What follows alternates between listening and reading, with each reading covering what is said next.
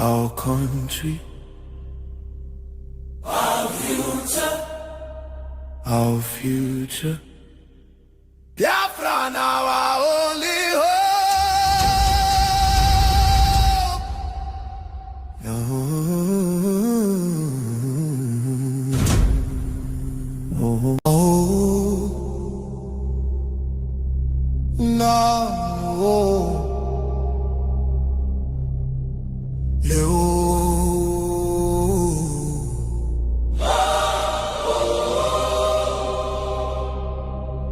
From every village,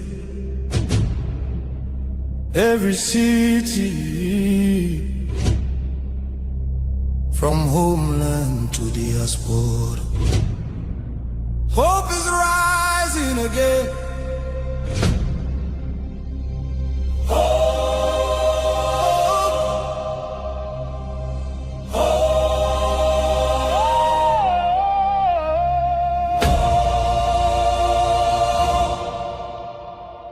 Biafra now our only hope. Biafra now our only hope.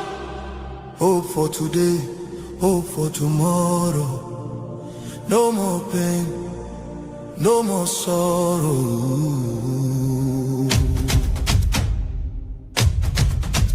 Ha! We bring better news, make you head on clear. We get hope, now Biafra we dey see ya. Beautiful nation, shining bright justice and fairness. Now the light. Biafra go be one beautiful nation.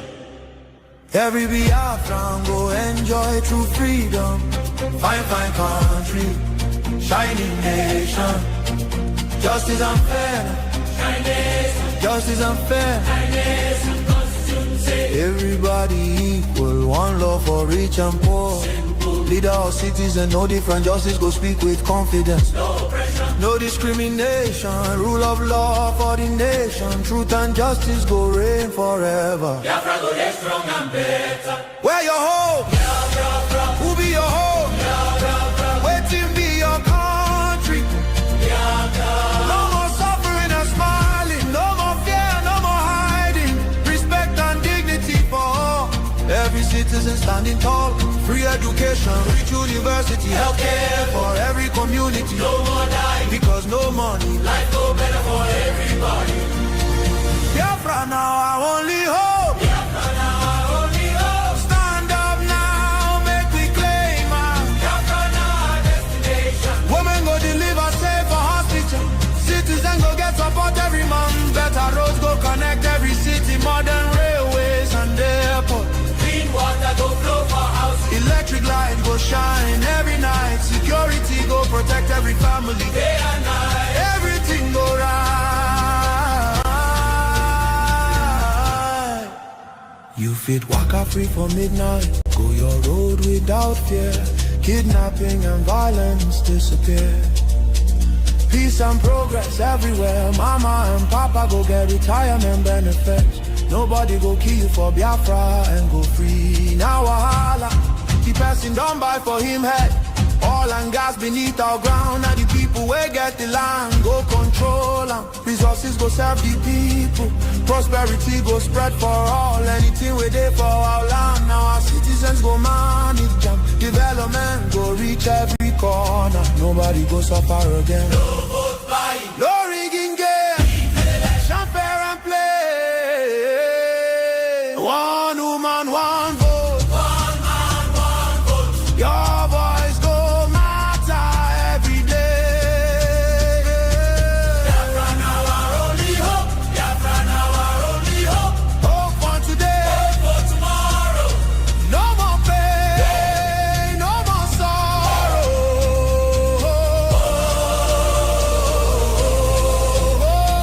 Biafra now our only hope. Biafra now our only hope. Hope for today. Hope for tomorrow. No more pain, no more sorrow. Biafra. Our home, our country, our future, our future. Biafra now our only hope.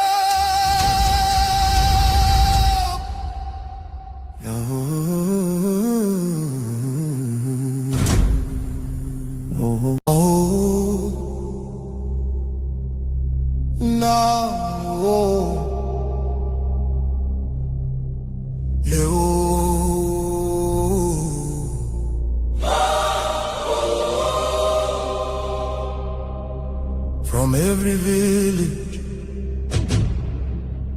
every city,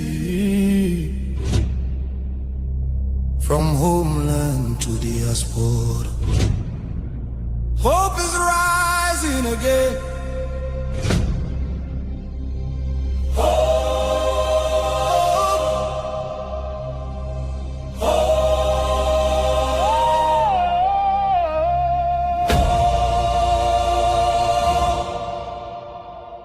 Biafra now our only hope. Yes, now our only hope. Hope for today, hope for tomorrow. No more pain, no more sorrow.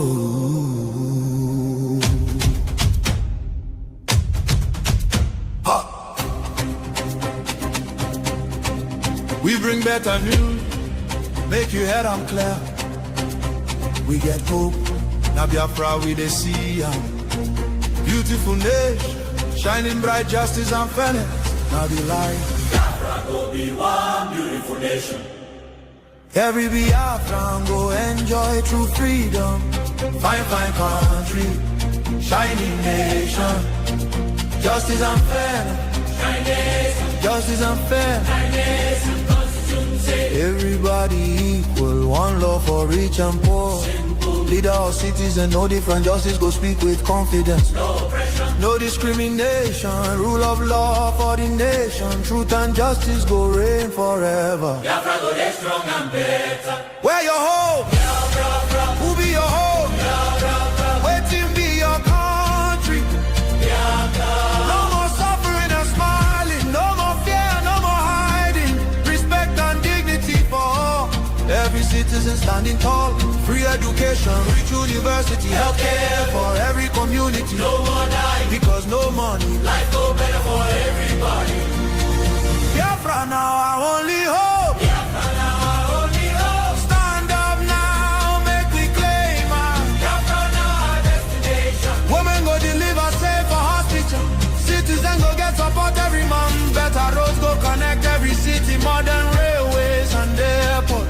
Clean water go flow for house. Electric light go shine every night. Security go protect every family. Day and night. Everything go right. You fit waka free for midnight. Go your road without fear. Kidnapping and violence disappear. Peace and progress everywhere. Mama and papa go get retirement benefits. Nobody go kill you for Biafra and go free. Now wahala, the person don't buy for him head. Oil and gas beneath our ground. Now the people where get the land go control them. Resources go serve the people. Prosperity go spread for all. Anything we do for our land. Now our citizens go manage them. Development go reach every corner. Nobody go suffer again. No vote buying, no rigging game. Election fair and play. One woman, one vote. One man, one vote. Your voice go matter every day. Biafra now our only hope. Biafra now our only hope. Hope for today. Hope for tomorrow. No more pain, no more sorrow.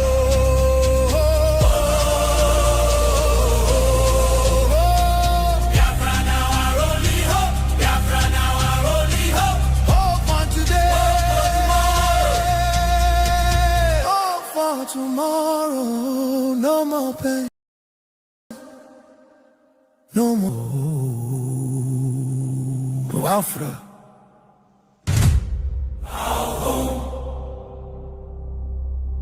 Our country.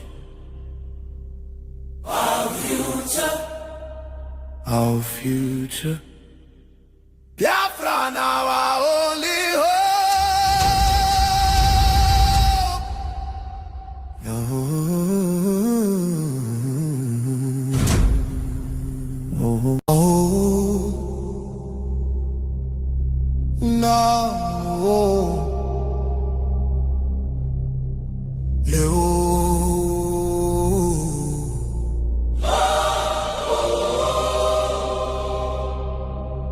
From every village, every city, from homeland to diaspora, hope is rising again.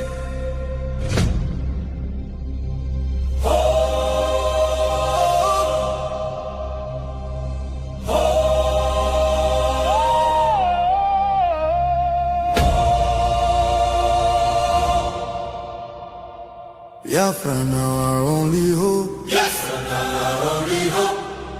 Hope for today, hope for tomorrow. No more pain, no more sorrow.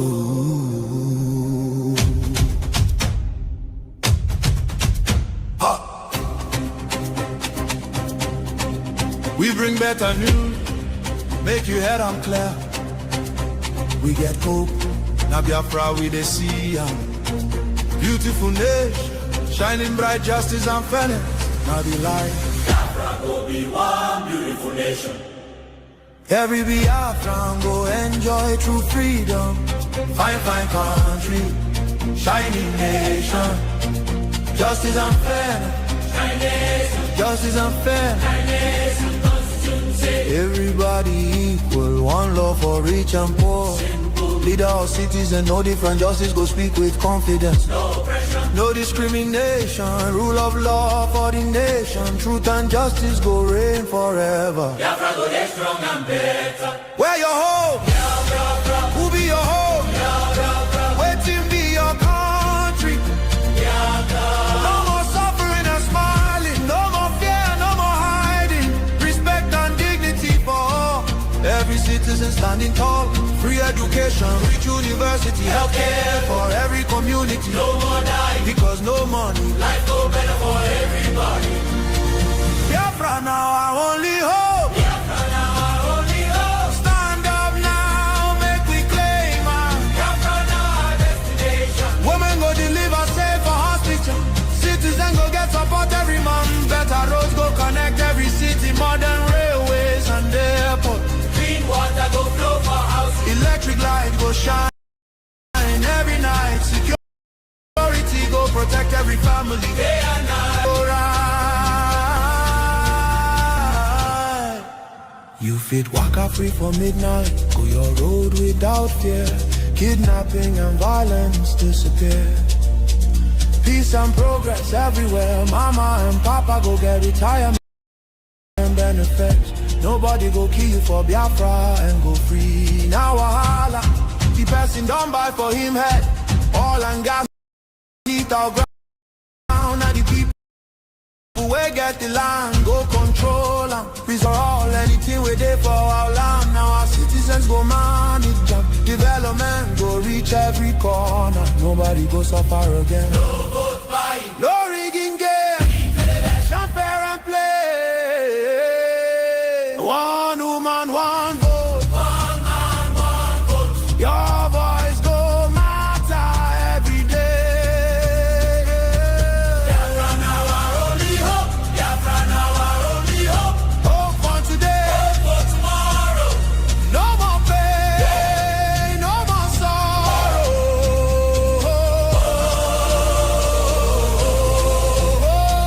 Biafra now our only hope. Biafra now our only hope. Hope for today. Hope for tomorrow. No more pain, no more sorrow. Biafra. Our home, our country, our future. our future. Biafra now our only hope.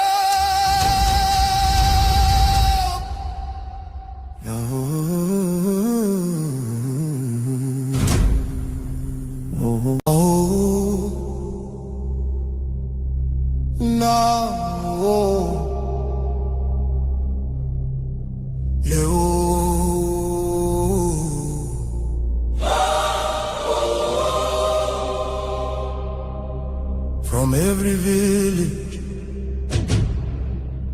every every city, from homeland to diaspora. Hope is rising again.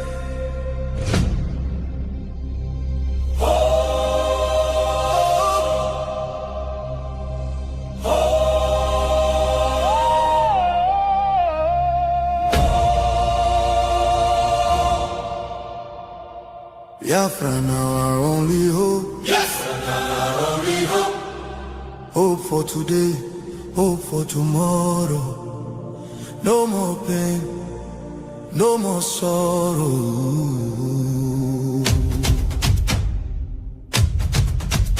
Ha! We bring better news, make your head on clear. We get hope, now Biafra we dey see ya. Beautiful nation, shining bright justice and fairness. Now the light. Biafra go be one beautiful nation. Every Biafran go enjoy true freedom. Fine, fine country, shining nation. Justice and fairness. Justice and fairness. Everybody equal, one love for rich and poor. Leader or citizen, no different, justice go speak with confidence. No pressure, no discrimination, rule of law for the nation. Truth and justice go reign forever. Biafra go get strong and better. Where your home? Biafra, who be your home? Biafra, waiting be your country. Biafra. No more suffering and smiling, no more fear, no more hiding. Respect and dignity for all. Every citizen standing tall. Free education, rich university, healthcare for every community. No more dying, because no money. Life go better for everybody. Biafra now our only hope. Biafra now our only hope. Stand up now, make we claim our Biafra now our destination. Women go deliver safe for hospital. Citizen go get support every month. Better roads go connect every city. Modern railways and airport. Clean water go flow for houses. Electric light go shine every night. Security go protect every family. Day and night. Everything go right. You fit waka free for midnight. Go your road without fear. Kidnapping and violence disappear. Peace and progress everywhere. Mama and papa go get retirement benefits. Nobody go kill you for Biafra free. Now wahala. The person don't buy for him. Nigeria's armed forces are the largest in all of West Africa. On paper, there should be an absolutely formidable machine. But in reality, they are actively deployed across 2/3 of the country's towns. They are stretched to the absolute breaking point.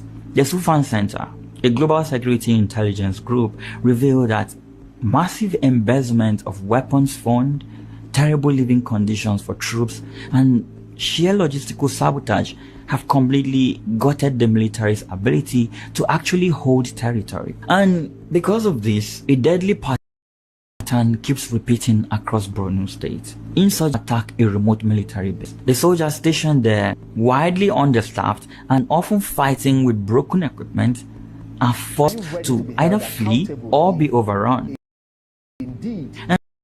And when they run, they leave everything behind. Found to incited people to violence. What has been broken, can I ask? Well, and even more so, which incitement to violence has been done? You know, I appreciate the prior remarks and context regarding different issues in Nigeria. I would say that it's despicable to try to compare me to anything in Rwanda. It truly is disgusting. When have I called to murder one person? I have never once called for anybody to be murdered. I have called for people to be protected. No, that the government Alex, is not doing their job. Alex, maybe not directly. Slaughtered. Maybe not directly. You maybe not directly calling for revenge attacks, but from what you're telling the people, they get more agitated, and this leads to defend themselves. Violence. From yes, killing. to defend themselves. But we have the government and security Could you not agencies. protect your own daughter and son from being killed by terrorists? Is that wrong? Is that harmful rhetoric? To protect your families from terrorists? Because it's Christians that were saying to protect themselves? Everybody should protect themselves, and anybody in their right mind, if they are being threatened, if their daughter, mother, father, anybody is being threatened to be, if you cannot protect yourself, what country is this? I mean, if you can't live, what is that? Anybody in their right mind would not want their families to be killed, and that's all I call for. If the government is failing to protect you, you should protect yourselves from people who would take your life. There's nothing wrong about that. There's nothing breaking a law about that. There's nothing evil in that. And from my understanding, even in Muslim and Christianity, you should protect yourself from threats. I'm not saying to go and take up arms and go murder the government. I've never called for that. I've never called for anybody to be murdered. I've never called to do anything regarding the government. I said, protect yourselves from people who would threaten your life. Well, you know, and there's nothing wrong with that. No law has been broken. There are also claims that there was a meeting you held with the local population, and after, you know, talking to them, there was a reprisal.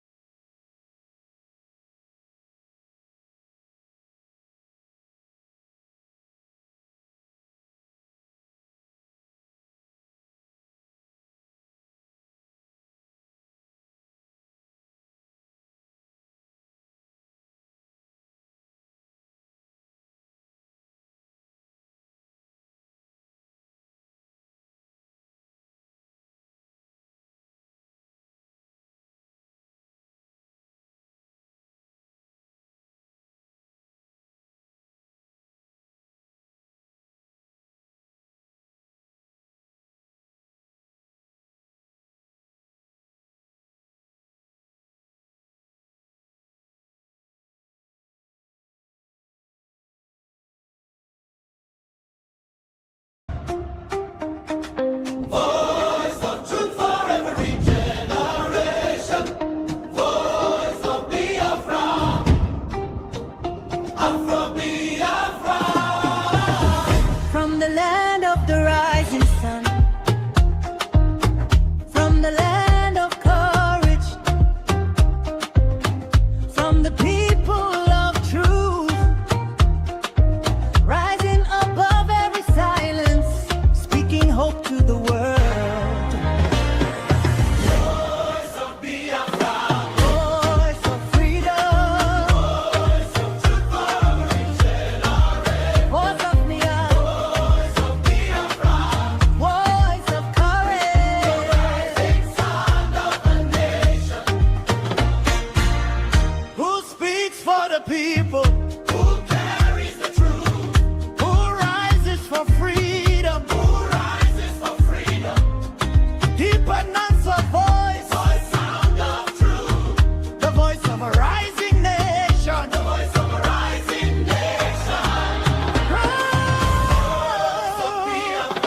Biafra, Biafra.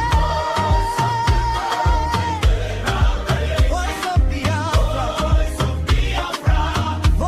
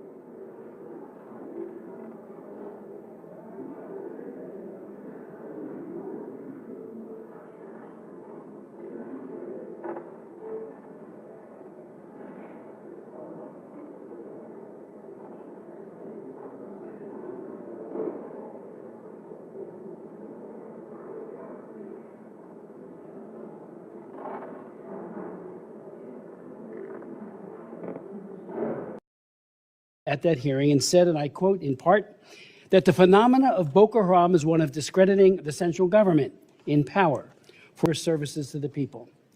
I asked him at the time, are you kidding?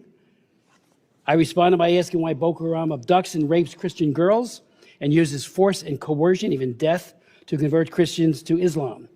On a trip to an IDP camp in Jos, I met many survivors. One man who we had testify here, named Adama, who they took him out of his house. His wife was screaming, please don't hurt my husband. They put a AK-47 to his cheek and said, you renounce your faith or we'll kill you. He said, well, I'm ready to meet my Lord. They asked him again. He repeated that, and they shot him. They blew his face very, very horribly. He survived. And when I met him, I invited him to come and testify. He did. And he said, you've got to realize who Boko Haram is and stop this idea, this is my words, but his sentiment of denial, of saying, it's nothing to see here. So I asked Johnny Carson further, why won't they designate Boko Haram, at least, if not a CPC country, as a foreign terrorist organization?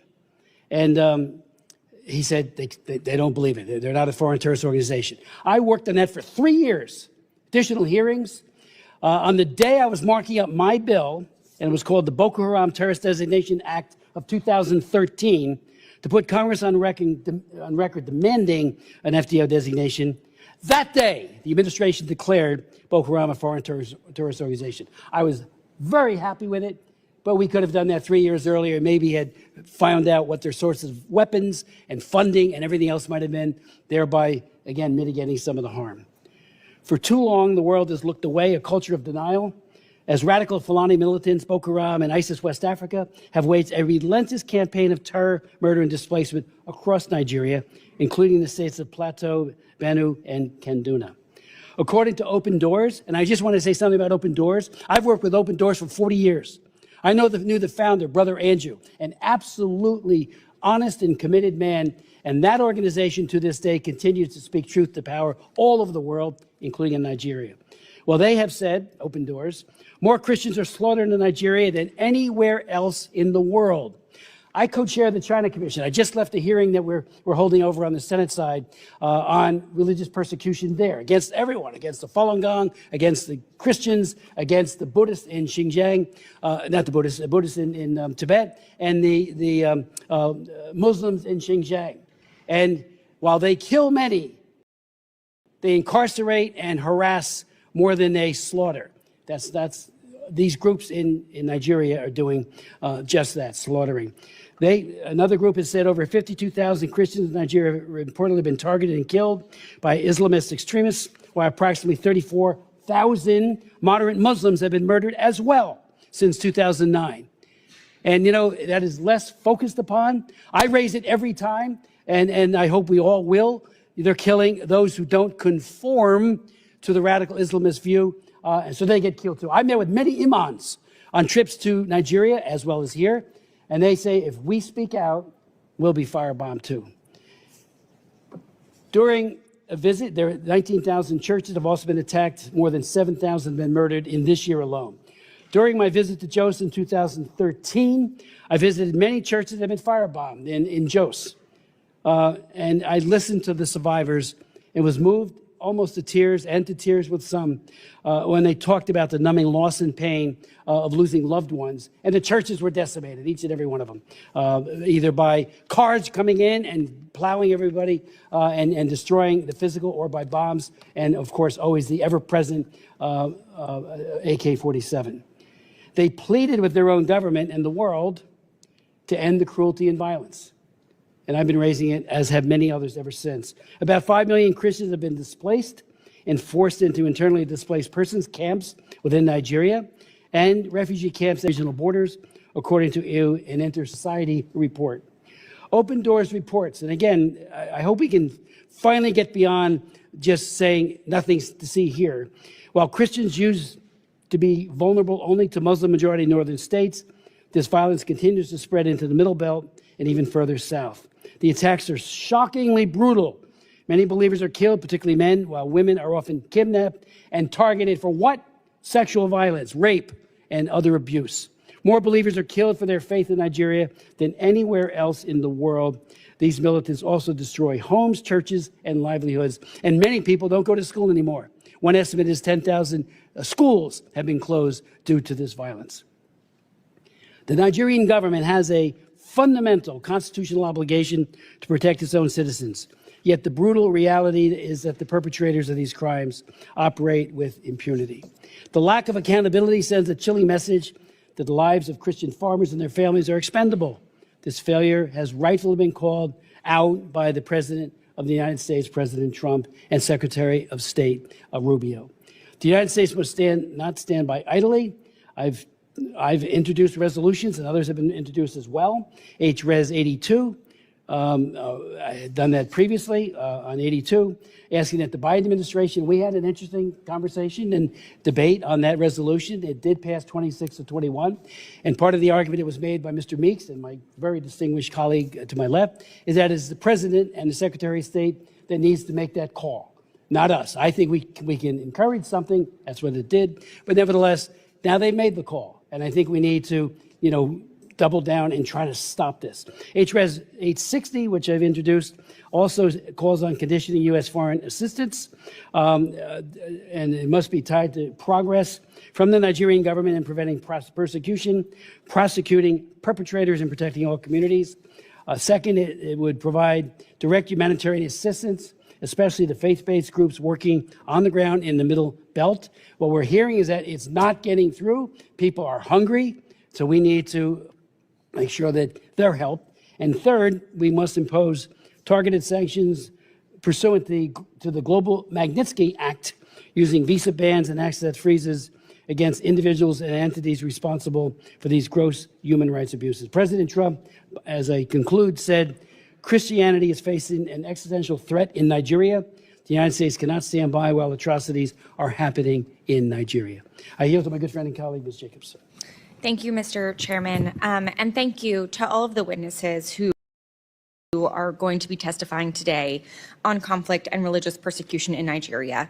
I'm very much looking forward to the conversation we'll have with Ambassador Pratt and Deputy Assistant Secretary McGee, as this committee is long overdue to hold a hearing with Trump administration officials. The African continent continues to be both increasingly important and increasingly overlooked. The continent is the youngest in the world, and in Nigeria alone, 70% of the population is under 35, and 40% is under 15. So it represents the future generations who will continue to lead and solve the world's problems. Nigeria has a unique position as a bellwether, as Africa's largest economy, most populous nation, and a significant actor in the region and on the world stage. And meanwhile, Nigeria is facing its own challenges, like rising insecurity, shrinking freedom of expression, and a struggling economy. So let's talk about the very real conflict and violence happening in Nigeria. Nigeria is facing multiple different security challenges in various parts of the country, including violent extremist groups in the northeast, criminal banditry in the northwest, and across the country, farmer-herder conflict in the Middle Belt, and other intercommunal violence in central and northern regions. Several factors are driving these conflicts. Yes, ethnicity and religion play a role in some cases, but other dynamics like poor governance, resource competition, climate change, and population pressures are important drivers that need to be addressed. I appreciate the chairman's passion on this and his long work on Nigeria. I think it's a distortion to say that what we're trying to say is that there's nothing to see here. In fact, there is something to see here. There is very real conflict and violence that we need to address. I've been working on addressing conflict in Nigeria since 2013, 2014, when I was part of the counter Boko Haram strategy at the State Department. The violence impacting both Christian and Muslim communities is real, and the Nigerian government can and should do more to address it. I was horrified to learn of the killing of 2 people and the kidnapping of the pastor and a worshiper at a church in Kwara State. And this came only a few days after, as the chairman mentioned, criminal bandits kidnapped 25 girls in Kebbi State. But it is counterproductive to adopt oversimplistic narratives about the multiple complex overlapping security challenges and violence across the country. The victims in the Kebbi State kidnapping were all Muslim girls. So violence affects everyone, and false narratives perpetuate harmful stereotypes and motivate tensions and violence based on religious identity. Distorting what's happening into a solely religious narrative erases the real drivers of violence and makes it harder to implement effective solutions. And it can fuel violence against the very groups the Trump administration claims it wants to protect. That's why I'm alarmed by President Trump's rhetoric about this violence and threats to go into Nigeria, guns a-blazing, and to wipe out terrorists. We are already receiving reports of increased tensions between Christian and Muslim populations following this rhetoric. President Trump's threat is reckless, and any unilateral military action in Nigeria would be illegal. Congress has not authorized force in Nigeria to protect Christians, and any action without Nigeria's consent violates international law. We also know that a military-first response won't actually address the violence and will do very little to protect Christian communities. As I said, I worked on Nigeria policy since I was at the State Department in 2014, so I know firsthand these security challenges are multifaceted and they require a holistic approach. A military-led approach risks more civilian casualties and impunity, which will only fuel violent extremism more. So we need to use more tools from our foreign policy toolbox if we're serious about helping Nigeria protect its citizens. That means we need to leverage diplomacy and engage with Nigeria on how we can help support their response while pushing for important reforms within Nigeria's institutions. We also need to utilize foreign assistance to fund programs to help prevent violence and address conflict drivers. But the Trump administration so far has hobbled these tools. On the diplomatic front, while I'm glad to see Ambassador Pratt will be here representing the African Affairs Bureau, we still have yet to see even a nomination for an Assistant Secretary for Africa. And we don't have a Senior Director for Africa at the NSC either. There are several emergent conflicts in Africa, including in Nigeria, but also in Sudan, DRC, and across the Sahel and in Ethiopia that demand high-level, consistent, and substantive engagement. Occasional attention from the President, while most of the time welcome, won't be enough to see lasting results on all of these different crises. And on the development front, President Trump's dismantling of USAID and cuts of hundreds of millions of dollars worth foreign assistance in Nigeria is worsening the violence. For years, the United States has supported Nigerian institutions, civil society, faith-based leaders, and researchers to address the conflict, violence, and religious freedom challenges. These programs proactively prevented and directly addressed the violence this administration is now concerned about. For example, a recent article in DevX highlighted a program that Secretary Rubio terminated, which has left a void in communities that suffer violence. Mr. Chairman, I ask unanimous consent to submit for the record a DevX article titled "The Cuts That Bleed: What Happens When Peace Programs Go Dark." Thank you. This article focuses on a former program implemented by Search for Common Ground, a peace-building organization that provided critical early warning in communities in Yelwata, a region in Nigeria's Middle Belt, where conflict and violence have erupted between Muslim herders and Christian farmers. This early warning program was responsible for fewer violent incidences before Secretary Rubio terminated it. In June, this same community was left in a lurch without this extra early warning support when an attack happened in Makurdi. Nearly 200 people were killed, hundreds burned alive in their homes and market stalls torched, and almost 4,000 people fled. And this is just one example where the United States has abandoned communities with no explanation. I have another article, this time from the LA Times by former USAID Foreign Service Officer Daniel Morris, that details another program that was helping prevent violence, but was discontinued. Mr. Chairman, I ask unanimous consent to submit for the record an LA Times article titled "Trump Cuts Nigeria's Aid Back in March. Now He Wonders Why It's So Violent." Thank you. This article discusses a program called the Community Initiatives to Promote Peace that operated in northern Nigeria. It trained community elders, including religious and tribal leaders, in conflict resolution, and the results were impressive. After giving one group training and making another one a control group for 6 months, each group was asked if their communities experienced violence. Here's what the article says. Only 10% of people in communities that received negotiation training and dialogue meetings said yes, compared to 41% of people in communities that hadn't. The Nigerians in the treatment group reported feeling more secure, more likely to walk around their communities, and less likely to avoid certain areas than those in the control group. We don't always see these kinds of results. So the fact that we were and the administration eliminated this program is incredibly short-sighted and counterproductive given their apparent interest in this issue. So if we want the United States to help prevent and address conflict in Nigeria, we can't pull back and eliminate our tools like President Trump has done. I urge the administration to reverse these decisions, nominate people at senior levels to work on Africa issues, and commit to working on this seriously, not just through a few Truth Social posts. So I look forward to hearing the testimony of Ambassador Pratt and Deputy Assistant Secretary McGee on what the State Department is planning to do to address the violence in Nigeria and how it plans to partner with Nigeria on doing so.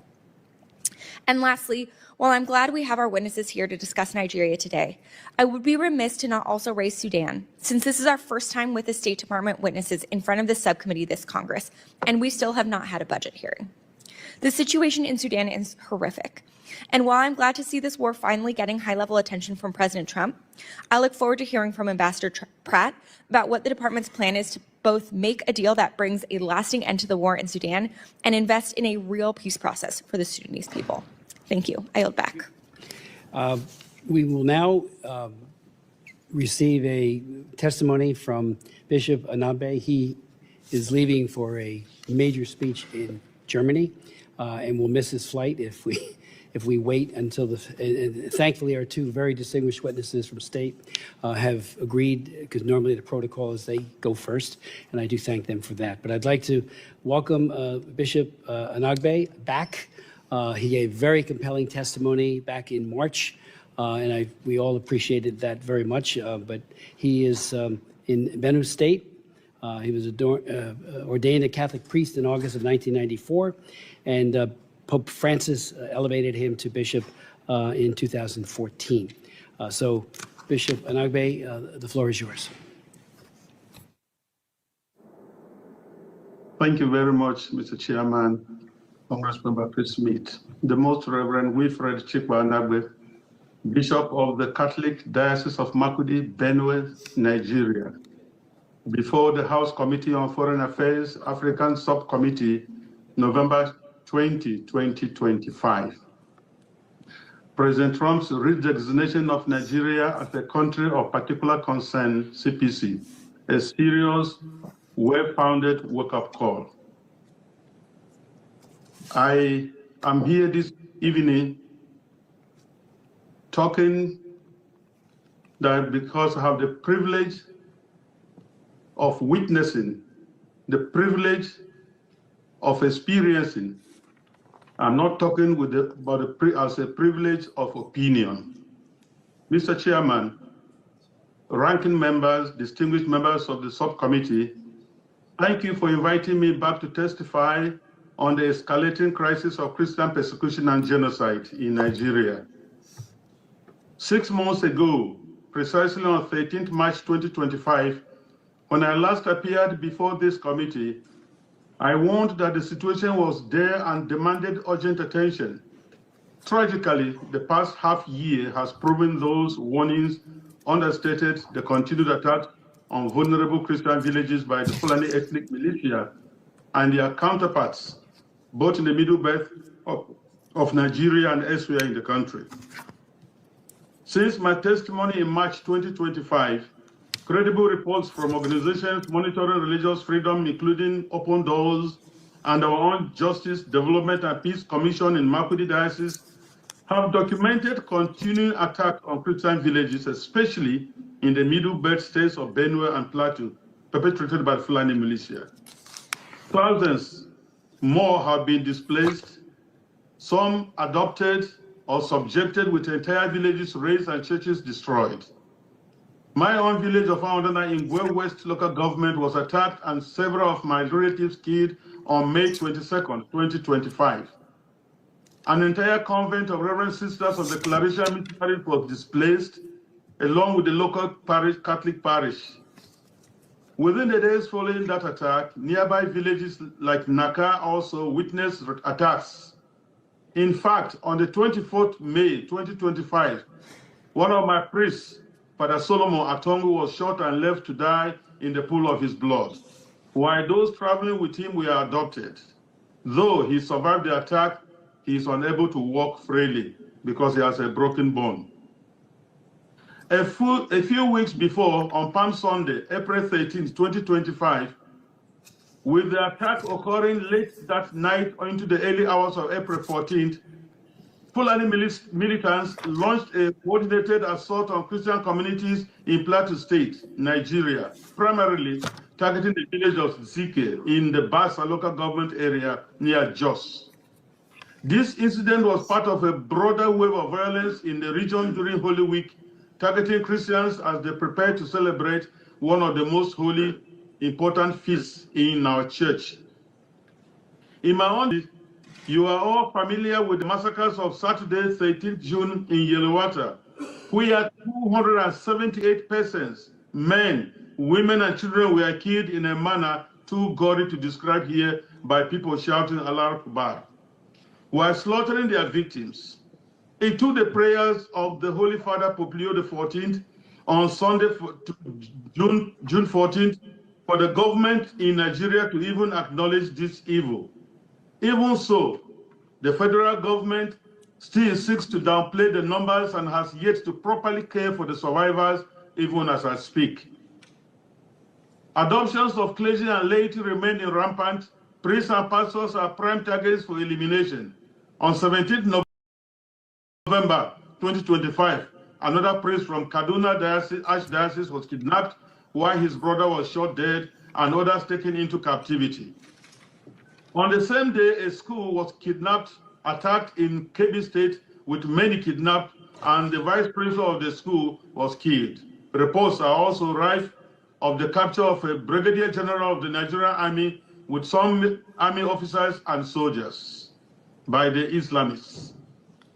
This is the daily experience of many Christians in Nigeria. Violence is spreading southward, displacing millions and destroying farmland, creating a humanitarian crisis compounded by food insecurity.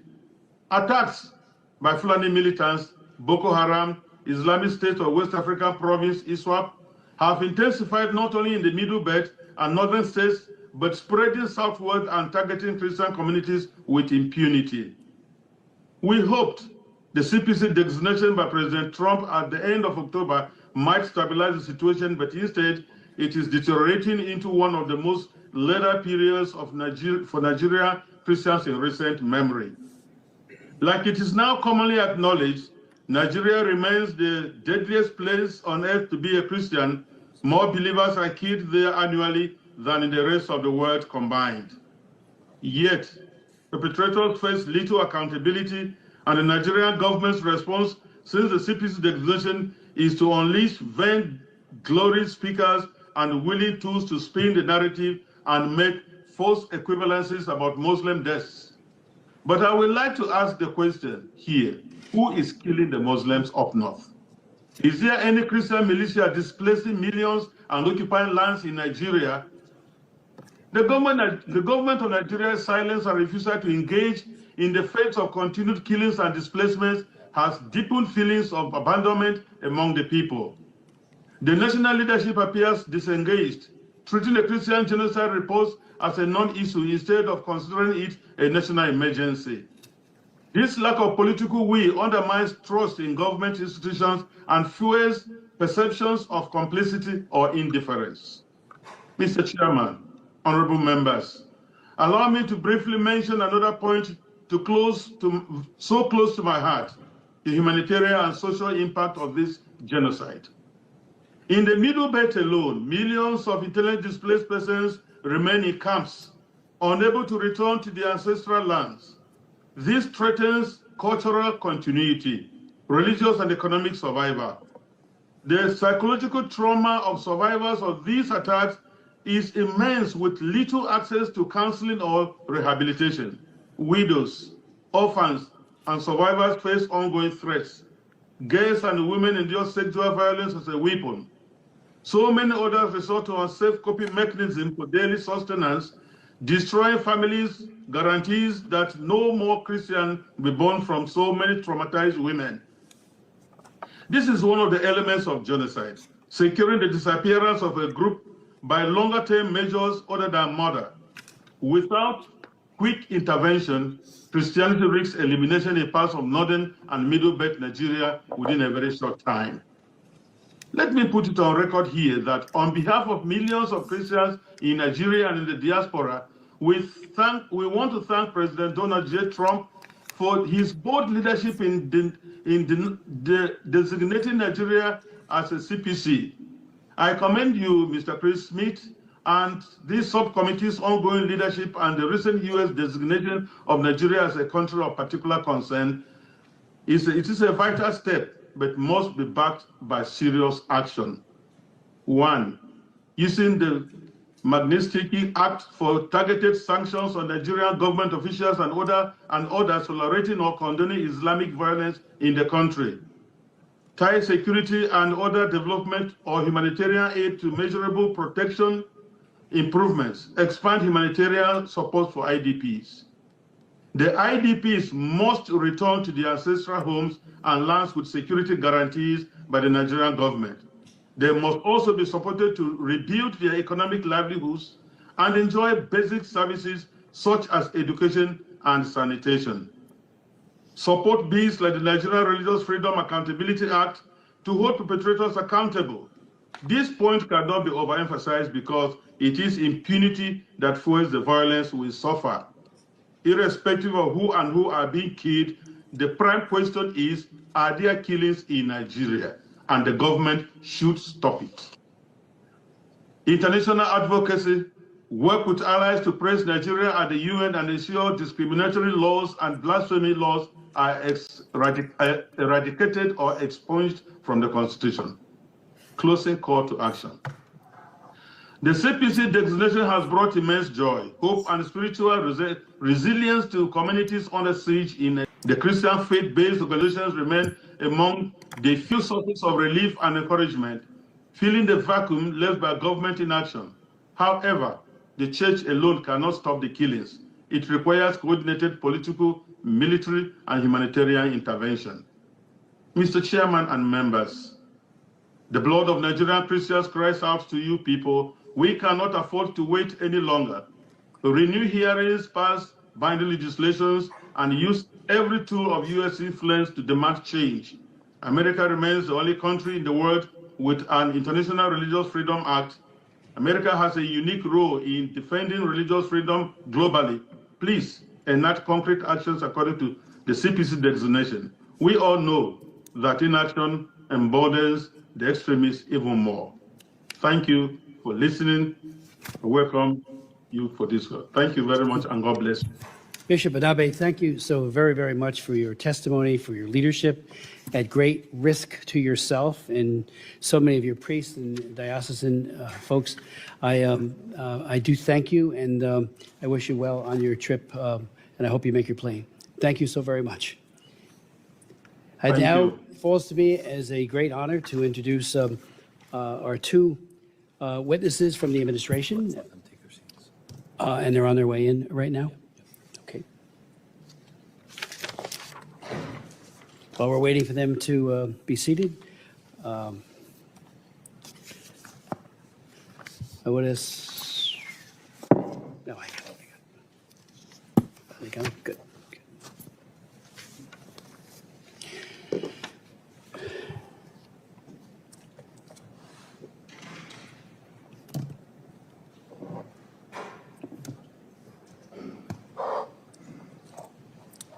Thank you so much, gentlemen, for being here. And let me introduce Ambassador Jonathan Pratt, who is the Senior Bureau Official for the Bureau of African Affairs. From January 2023 to 2025, he served as the Bureau's Principal Deputy Assistant Secretary.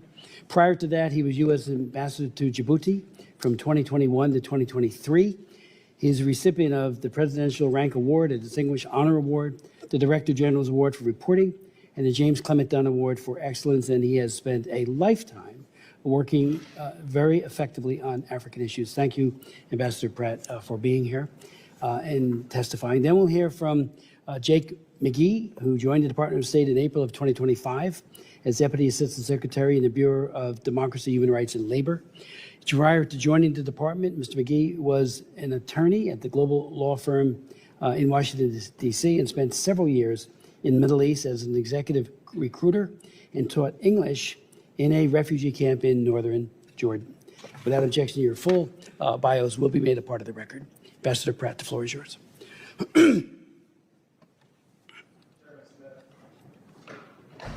Chairman Smith, Ranking Member Jacobs, and distinguished members of the subcommittee, thank you for the opportunity to testify today on the administration's redesignation of Nigeria as a country of particular concern under the International Religious Freedom Act. In June of this year in Benue State, Nigeria, Fulani militants armed with guns and machetes set homes and food stores ablaze and locked families inside burning buildings, killing over 200 Christians. Witnesses reported assailants shouting Allahu Akbar as they assaulted St. Joseph's Church. The Fulani militants targeted Christian farmers, many of them internally displaced persons, already seeking refuge from previous violence. Benue State Governor Hyacinth Ali recently warned that his state is, quote, under siege and being attacked by terrorists and bandits, highlighting the Nigerian government's failure to intervene. The scale and brutality of violence facing Christian communities is tragic and unacceptable. It represents a serious failing on the part of the authorities. Similarly, on December 23, 2023, a series of coordinated attacks began and continued into Christmas morning in Plateau State. The attacks resulted in hundreds of victims. Many were women, children, and elderly unable to flee. At least 8 churches were destroyed. Plateau State communities are still reeling today from the overt religious-based violence of those attacks and their unanswered calls for help. The Nigerian government must do more to protect its Christian citizens who are being targeted and killed. Terrorists, separatists, bandits, and criminal militias in Nigeria wreak havoc throughout the country, with ongoing attacks often deliberately targeting Christian communities. In addition to the violent Islamic extremism and banditry experienced in Nigeria's Middle Belt, there has been a surge in violent attacks across northern Nigeria by violent extremist organizations like ISIS West Africa, ISIS Sahel, Boko Haram, JNIM, and Al-Qaeda affiliate Ansaru, and Lakurawa. The ongoing violence is a problem of prioritization for the government of Nigeria.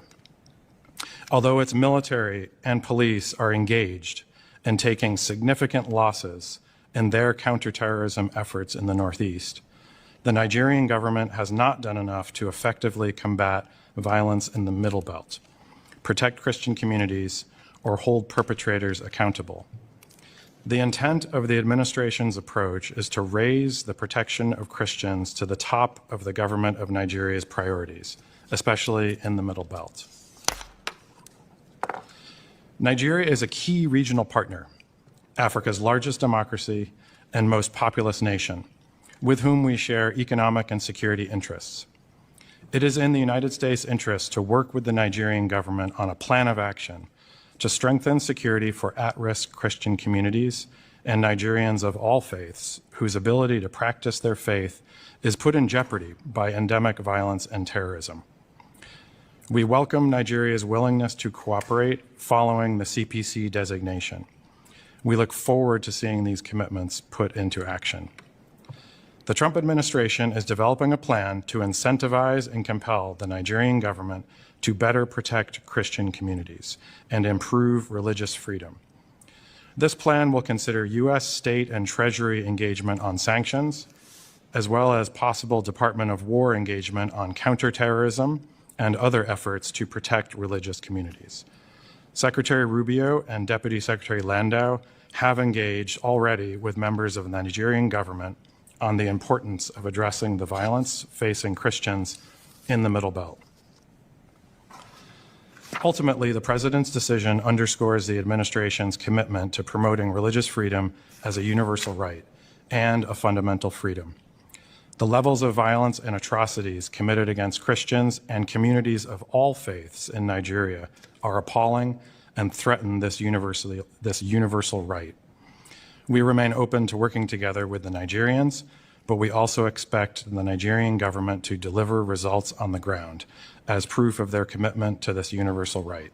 Thank you for your attention, and I welcome your questions. Thank you, Mr. Ambassador. Mr. McGee. Chairman Smith, Ranking Member Jacobs.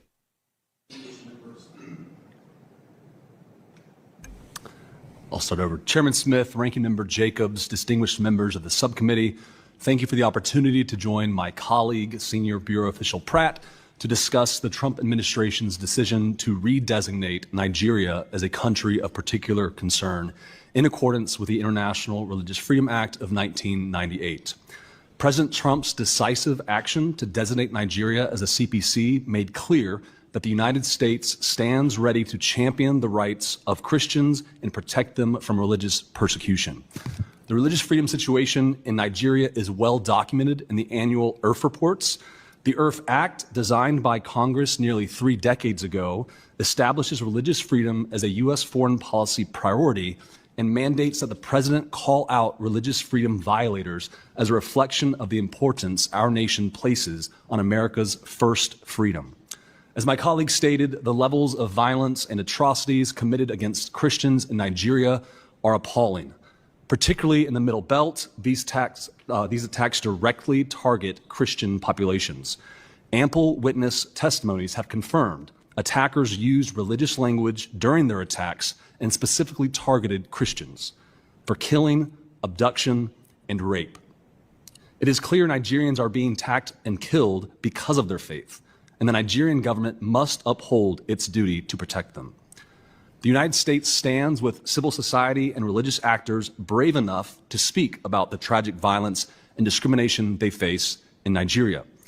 When Bishop Wilfred Anagbe and Father Remigius Eyula testified before Chairman Smith's hearing last March about religious freedom, these 2 courageous religious leaders reported they received threats rather than protection from the Nigerian government.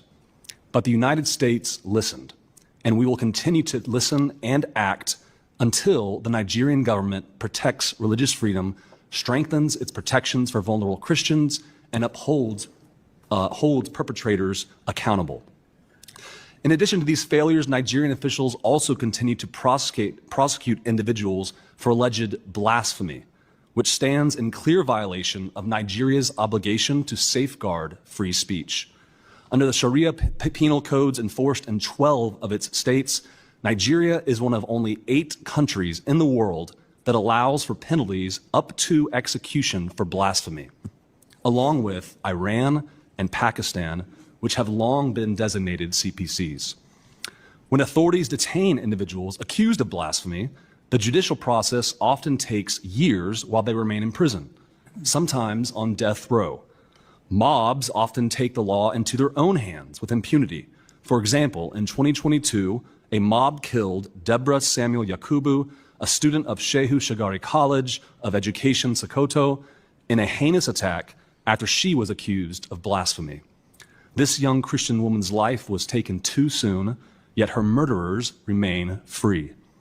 With horrifying reports of discrimination, abuse, torture, disappearance, and even the murder of individuals simply trying to practice their faith freely and safely, religious freedom is not an abstraction, but an obligation Nigeria must uphold.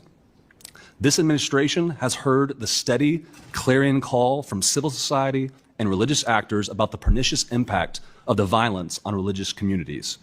The Nigerian government must protect religious freedom, strengthen protections of vulnerable Christians, hold perpetrators accountable, and make measurable progress toward ending this violence against Christians as well as any Nigerians persecuted for their faith. We greatly appreciate the committee's dedication to shedding light on the situation in Nigeria and support in advancing freedom, religious freedom, not just in Nigeria, but around the world. And I want to personally thank you, Chairman Smith, for your tireless efforts over the decades about religious freedom and, of course, other human rights abuses, including combating human trafficking. So thank you, Chairman Smith. I welcome your questions. Thank you so very much for your testimonies. The phrase incentivize and compel, which you used, Ambassador Pratt, I think is an excellent one. Last night, and I know others met with the delegation that traveled here, and I know they're meeting with you and other at state.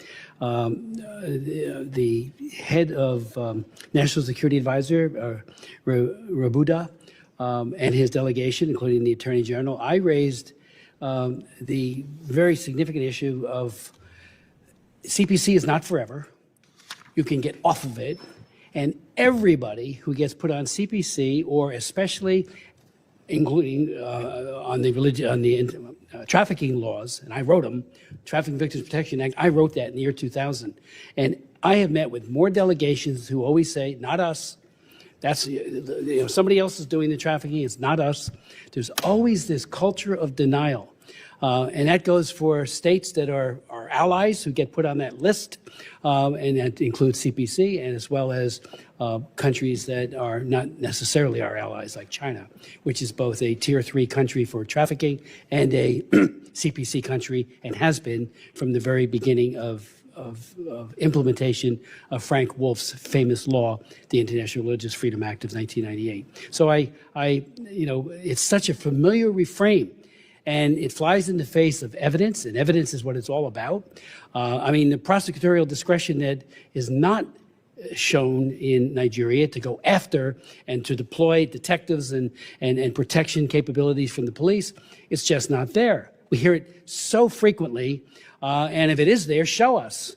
They always say, well, they're bandits, they're this, they're that. But what's the motivation behind Boko Haram? And I went to my opening statement, or would remind you, I kept asking the administration then, why do you keep dismissing that this isn't a radical Islamist organization called Boko Haram? Yeah, they hate moderate Muslims too. I've heard that, like I said, from many imams myself, and they certainly hate Christians and will kill them to procure their ends. So I just, we need to have that in all human rights. I found that be the case. The author of 2 laws on religious freedom. I did the Frank Wolf bill in 2016, which put entities of particular concern, a lot of other things into the law, working with Frank, who's in retirement, Wolf, that champion for religious freedom. And I gotta tell you, every time I talk to a delegation, every single time they die. And after a while, it's like, what's your denial going to be? So last night when I was talking to this high-level delegation, I know some of my colleagues met with them as well, I said, we're just looking for progress. We're standing with your oppressed people. These Nigerians are not Americans. We do have a very large diaspora. They're wonderful, many in New Jersey, but we're not talking about that. We're talking about in the country, and we stand in solidarity with the oppressed and not the oppressor. And we wrote in the original Religious Freedom Act, and this is very important because they say, well, we're not killing people, we're not doing, well, engaged in or tolerated. Tolerated, when you don't prosecute, when you don't protect, that's toleration, and that's written right into the law as a criteria for designation of CPC. So I know that's what you've done, and I thank you for your due diligence on this. And there are a lot of other groups, left and right, and Amnesty International keeps saying, and I've raised this with the ICC. I've had ICC prosecutors testify at my hearings, particularly on Nagorno-Karabakh, when they were using food as a weapon. We're not signatories to it, but it's out there. Well, Nigeria is. And Amnesty, again, last year, where's the prosecutions for this?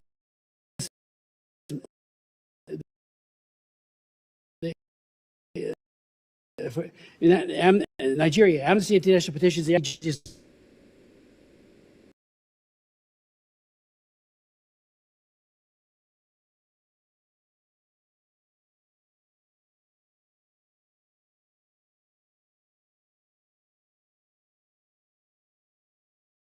it all up.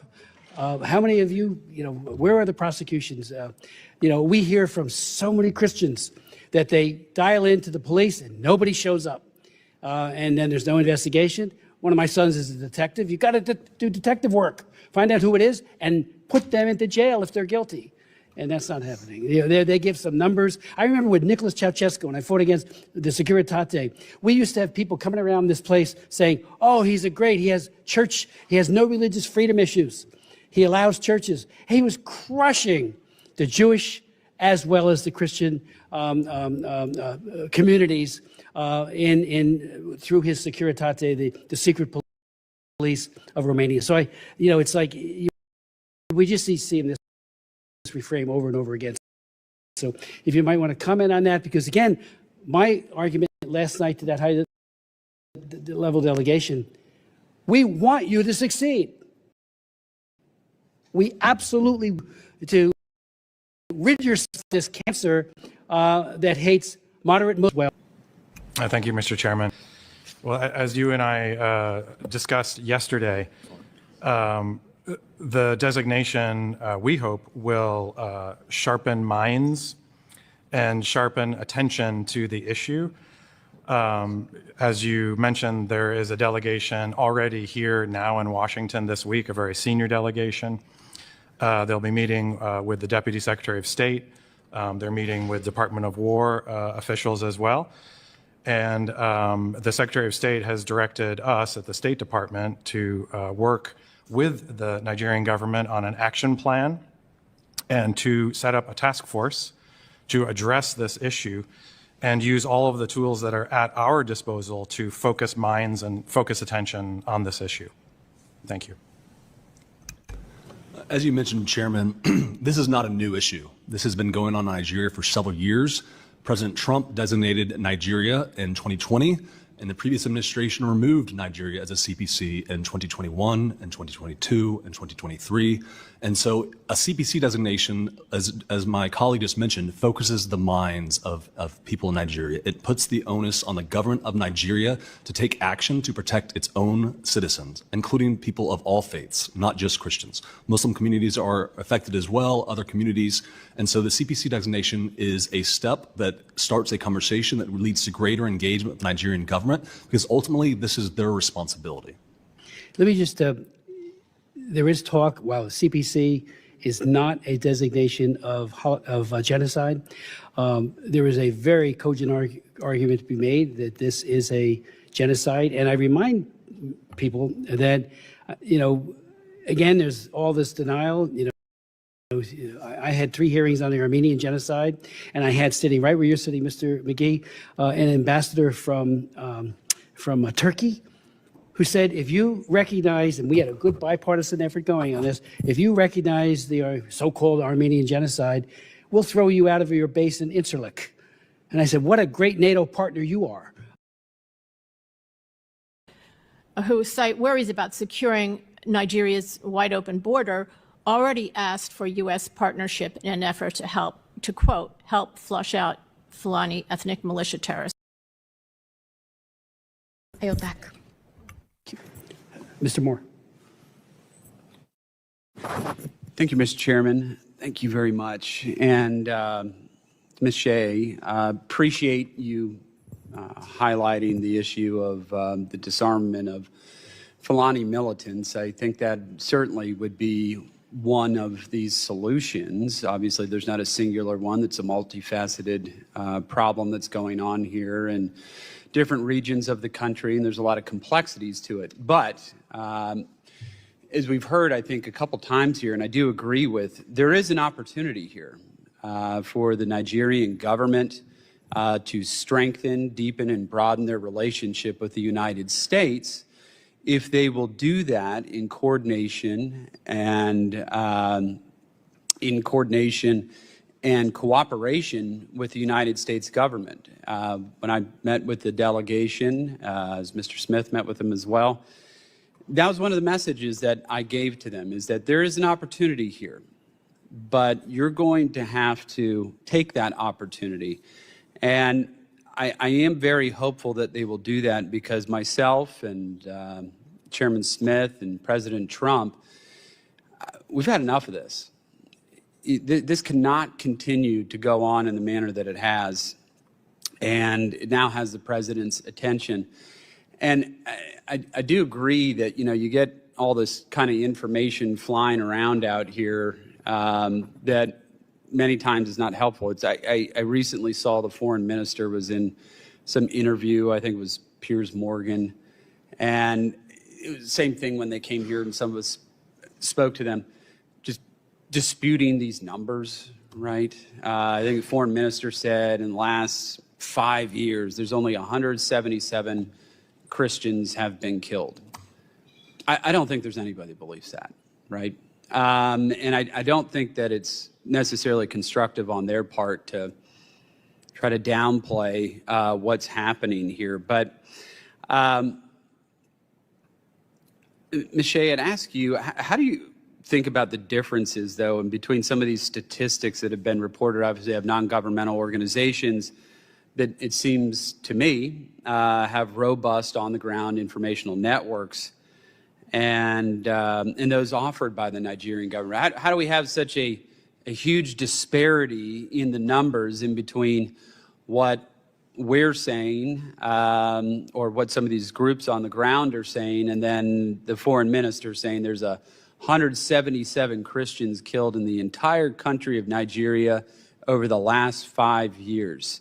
That which is just hard to believe. It seems that number was achieved likely in just the last couple months. But please. Yes, you're right. It's a huge disparity. And assuming it's not just propaganda, one of the reasons why there is a range of numbers for any particular event is that precisely because the government doesn't do any police work. So there's no one that comes in to prevent it or to, during its occurrence, to stop it, or in the immediate aftermath. So the witnesses have fled for their lives. There's chaos. There's destruction everywhere. The evidence has been tampered with or been deteriorated by the time people come along. It's very hard for the local pastors and priests who are the ones there taking the body counts, helping the survivors. It's very difficult for them to do that job and at the same time do documentation. They do it as best as they can, but the numbers are far larger than that foreign minister is saying. I also want to say that I think that President Trump's designation of CPC has been extremely important. He has gotten the attention of the government of Nigeria. We've heard that there's a high-level delegation in Washington today discussing this with the United States. I met with him yesterday. Yeah, so I think that this has been a very beneficial exercise thus far. We'll see how it plays out. Yeah, I think you're right on that. And we've heard several people mention early warning systems, and I do agree with that. I think that those can be helpful. But I do want to highlight a case that just happened recently in the Plateau State.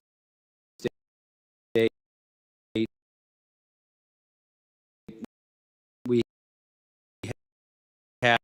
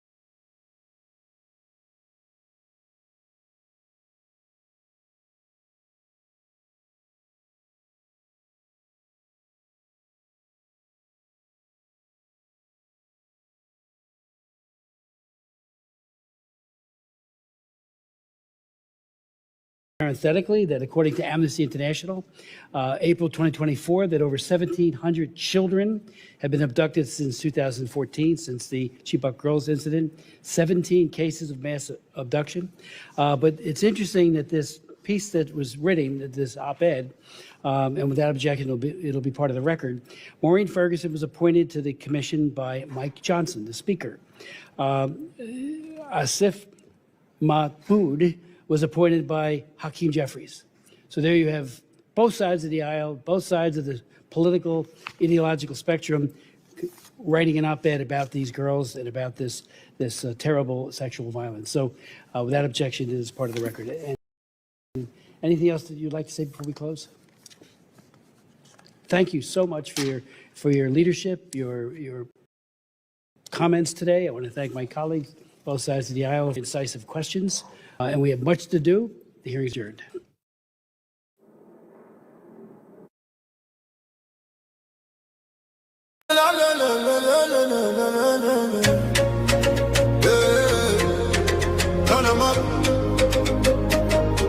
From Biafra land to the whole world. Now who they talk? The voice of Biafra. We know they hide again, we don't show face. True don't wake up in no 50 race. From village squad to overseas, everybody they have frequency. We they stand the dig bar, no shaking. No more silence, we they breaking. From the east side to the diaspora, now we be the real voice of Biafra. Biafra, make them hear us. Biafra, nobody can stop us. Biafra, fire they burn. Anywhere you they make you tune and turn. Signal down strong, we don't reach everywhere. From Africa go Europe, then they hear I'm clear. We they talk truth, we know they fear.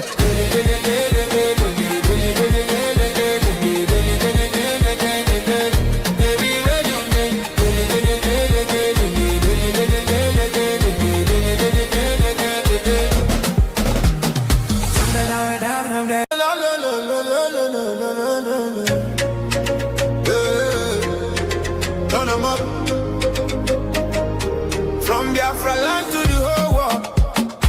Now who they talk? The voice of Biafra. We know they hide again, we don't show face. True don't wake up in no 50 race. From village squad to overseas, everybody they have frequency. We they stand the dig bar, no shaking. No more silence, we they breaking. From the east side to the diaspora, now we be the real voice of Biafra. Biafra, make them hear us. Biafra, nobody can stop us. Biafra, fire they burn. Anywhere you they make you tune and turn. Signal down strong, you don't reach everywhere. From Africa go Europe, then they hear I'm clear. We they talk truth, we know they fear.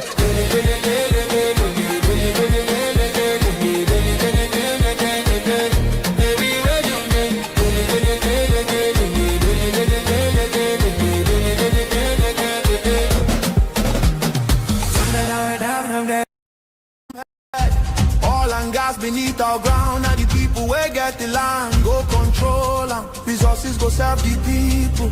Prosperity go spread for all, anything we there for. Oh no.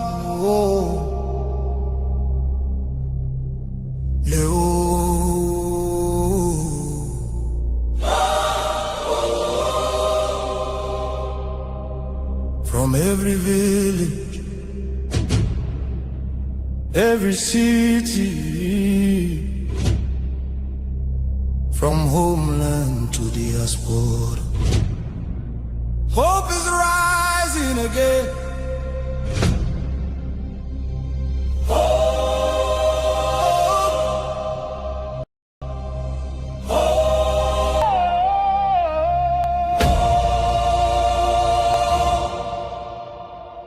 Biafra now our only hope. Yes, our only hope. Hope for today, hope for tomorrow. No more pain, no more sorrow.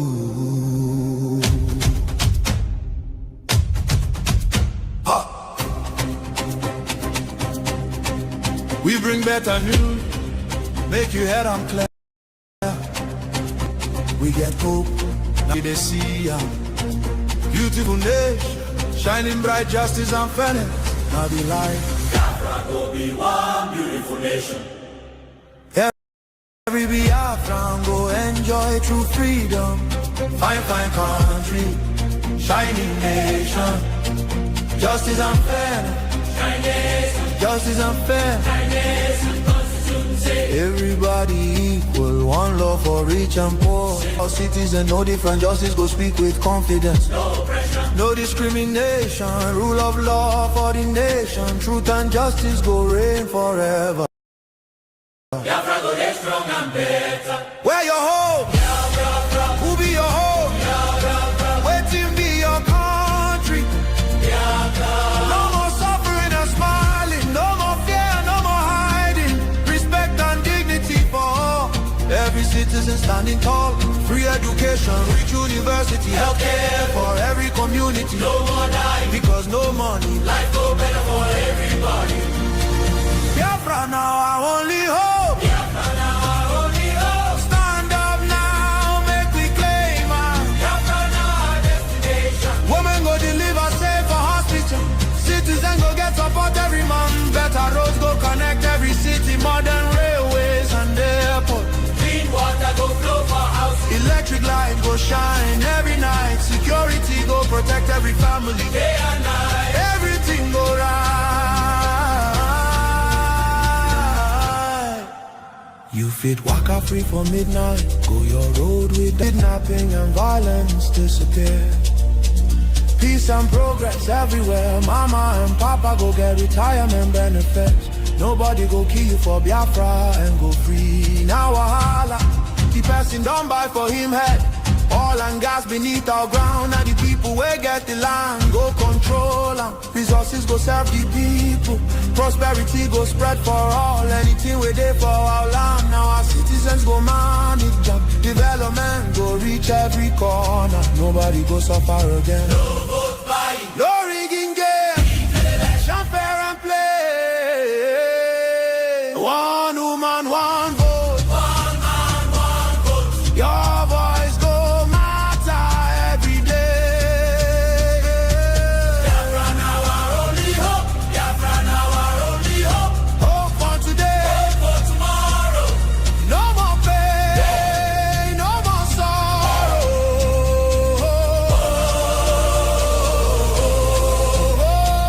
Biafra now our only hope. Biafra now our only hope. Hope for today.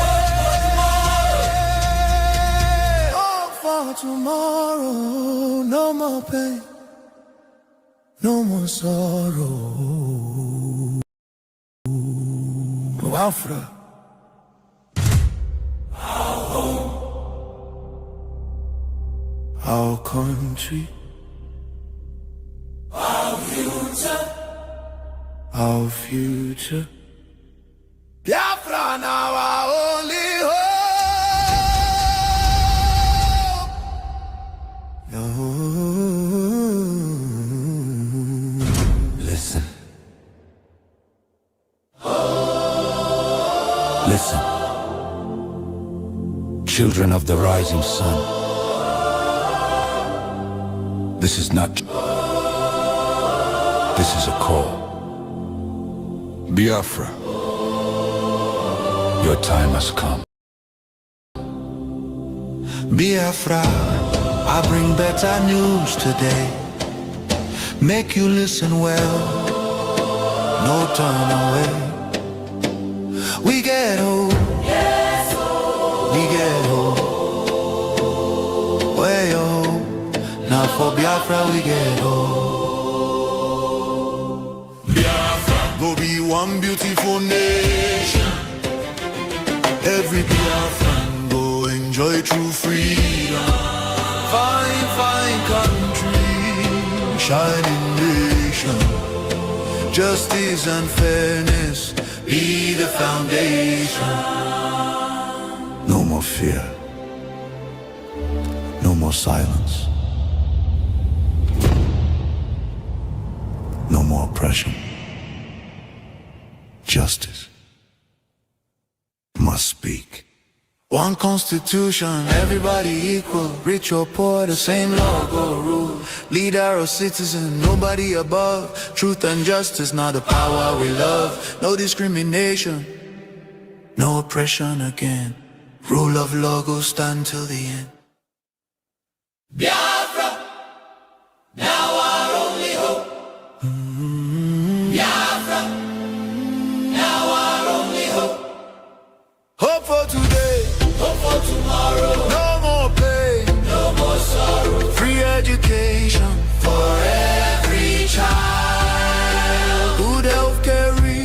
every side. Better roads and steady light. Security keep us safe at night. You go walk up free, no fear again. Peace and progress go remain. A nation where dignity lives, where the future is bright. Biafra, now our only hope. Oh, Biafra, oh, now our only hope. stand up, May we claim our nation. Biafra now our destination. Biafra be our home. Biafra be our country. Biafra, we believe.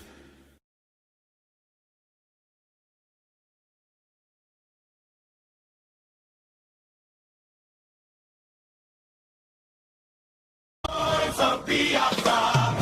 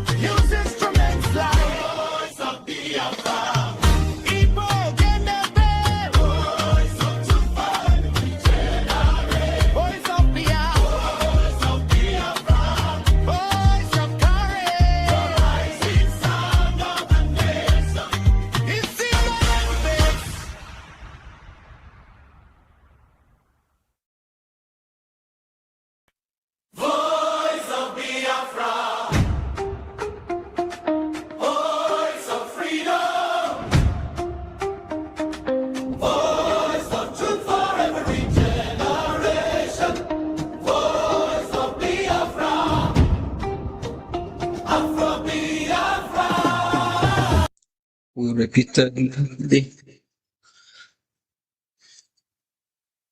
play our congressional briefing.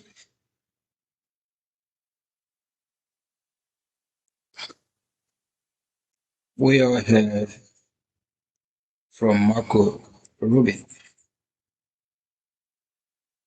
all he said about Nigeria and about Biafra.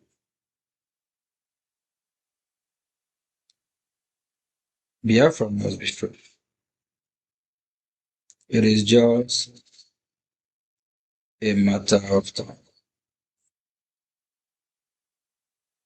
And at the same time, our freedom is in our hands.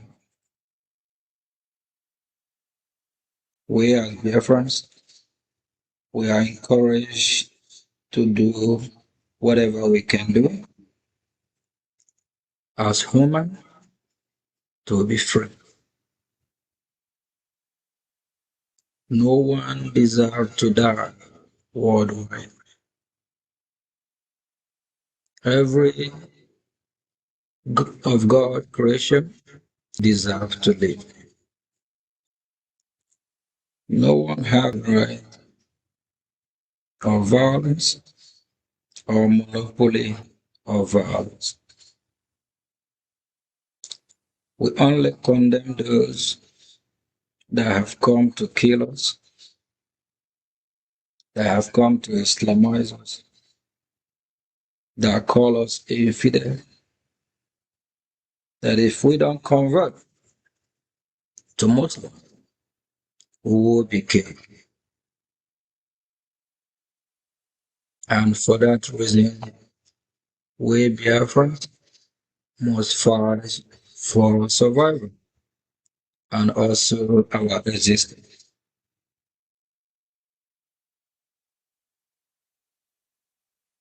We are Christians. We don't terrorize anyone. All we ask for is freedom. Freedom for Biafra, freedom for oppressed people, freedom for everyone who wants to be free. Because you have some people or religion that don't love freedom. Some believe by killing their fellow human being, committing jihadism, that is way of life. And that is what their God taught them, or encouraged or endorsed them to do.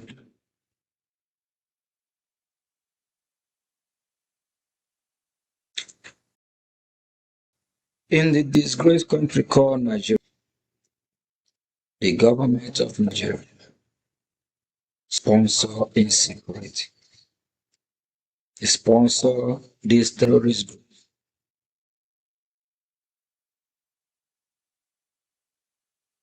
To do what? To wipe out the Christians. Because the Islamic jihadist terrorists have captured the government of Nigeria, and their goal is to Islamize everyone. And we Biafrans cannot be Islamists. We will fight to be free. And all the enablers of these terrorists in Biafra land, we will hold them accountable one way or the other.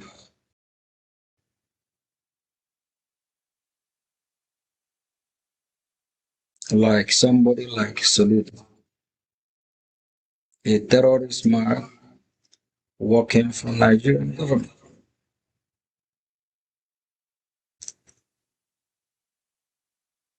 Mba, illegitimate governor from Enugu State, is a terrorist working for Nigerian government. Is not working for the interests of the African people, rather for the interests of Nigeria. David Mai, Rochas, Okorocha, Nenaya Abaribe, Carl, Oti, Hopuza Dema, and the list go on. We will hold them accountable one way or the other. You want to have pure hand. If you don't,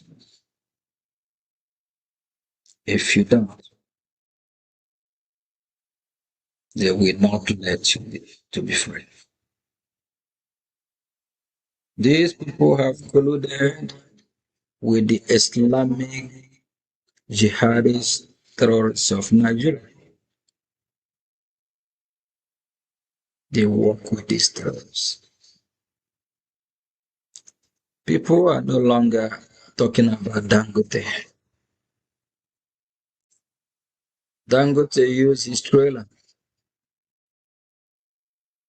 He used it and brought thousands, if not millions, of these terrorists to Biafra and across the whole Nigeria. He is a terrorist. Sanusi,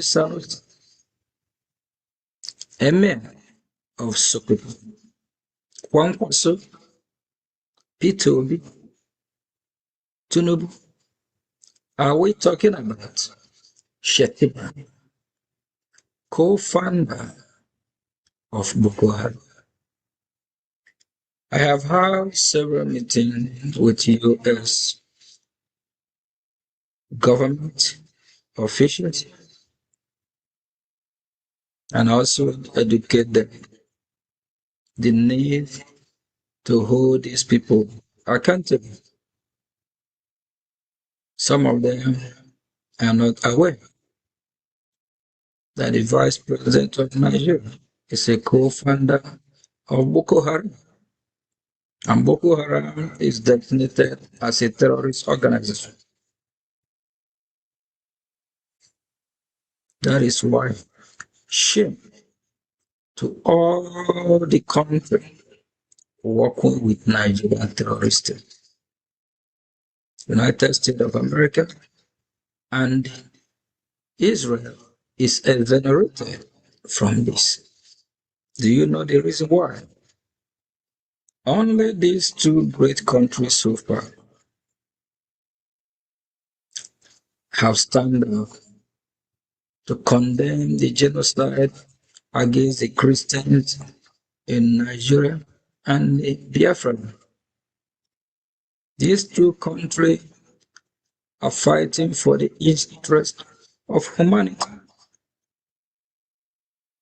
While you have a lot of this bunch of evil leaders across the world, leader like Putin,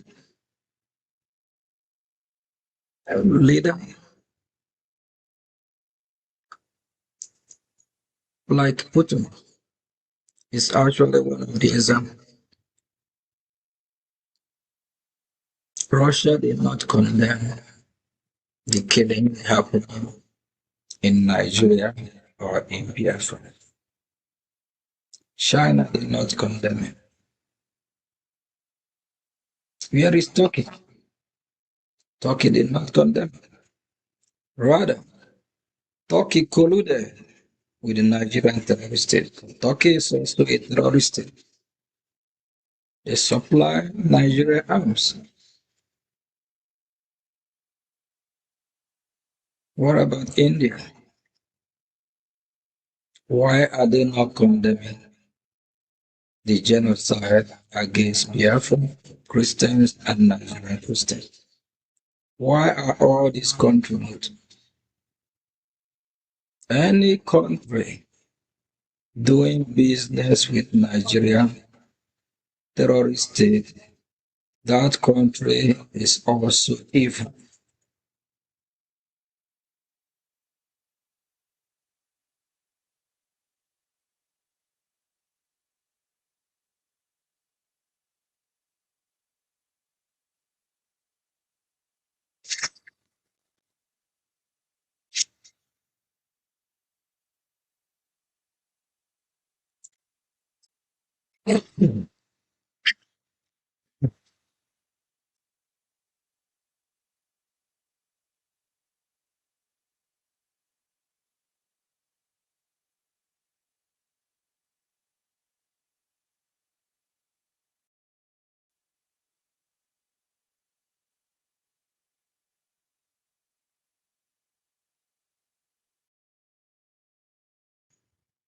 Or claim to be ruler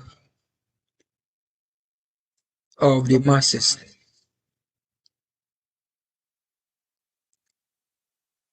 It's also your duty to protect them, to speak for them, to be their umbrella, to be their champion, their security.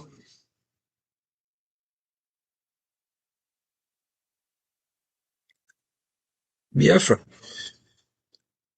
our freedom is here. We just have to fight very hard, fund our freedom, sponsor our freedom.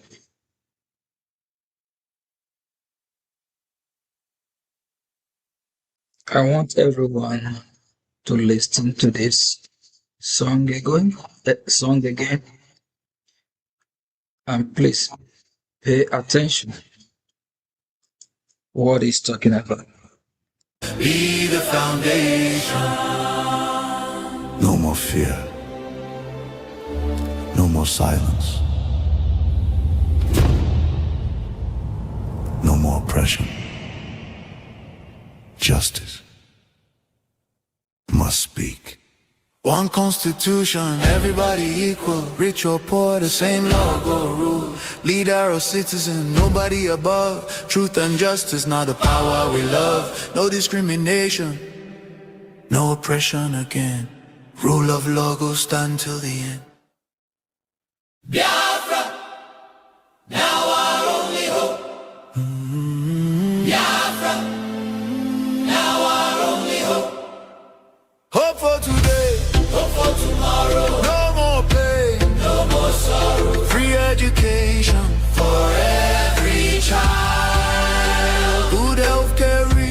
every side.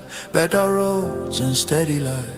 Security keep us safe at night. You go walk up free, no fear again. Peace and progress go remain. A nation where dignity lives is bright. Biafra, now our only hope. Oh, Biafra, oh, now our only hope. stand up, Make we claim our nation. Biafra now Our destination. Biafra be our home. Biafra be our country. Biafra, we believe. Listen. Listen. Children of the rising sun. This is not just a dream. This is a call. Biafra, your time has come. Biafra, I bring better news today. Make you listen well, no turn away. We get hope, Yes, oh. we get hope. Where your hope? Now for Biafra we get hope.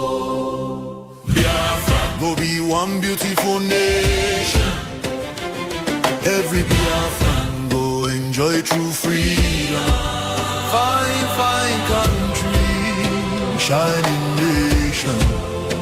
Justice and fairness be the foundation. No more fear. No more silence. No more oppression. Justice must speak. One constitution, everybody equal. Rich or poor, the same law go rule. Leader or citizen, nobody above. Truth and justice, not the power we love. No discrimination, no oppression again. Rule of law go stand till the end. Biafra, now our only hope. Biafra, now our only hope. Hope for today, Hope for tomorrow. no more pain. No more sorrow. Free education For every child. good healthcare reach every side. Better roads and steady light. Security keep us safe at night. You go walk up free, no fear again. Peace and progress go remain. A nation where dignity lives, where the future is bright. Biafra, now our only hope. Oh, Biafra, oh, now our only Biafra is our only hope. And by the spiritual grace of God, we achieve our freedom.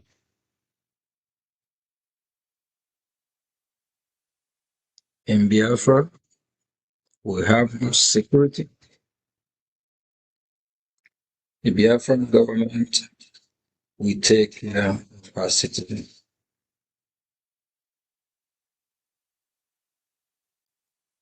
And for those that still believe in Nigeria, for over 100 years, by the way, Nigeria has expired. Nigeria amalgamation is to last for 100 years, from 1914 to 2014. Nigeria has expired and it's exploding gradually.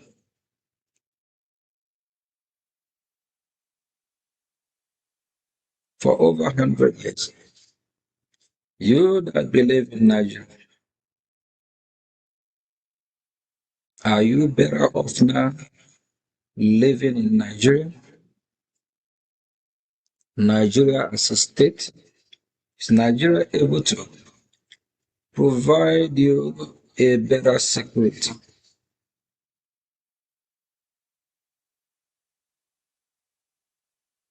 Is Nigeria able to provide you a good hospital, good school, good paying job? There is no even job to talk about good paying job.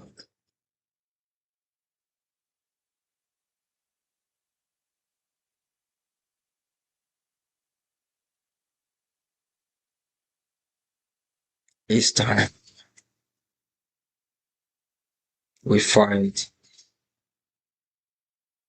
and leave Nigeria.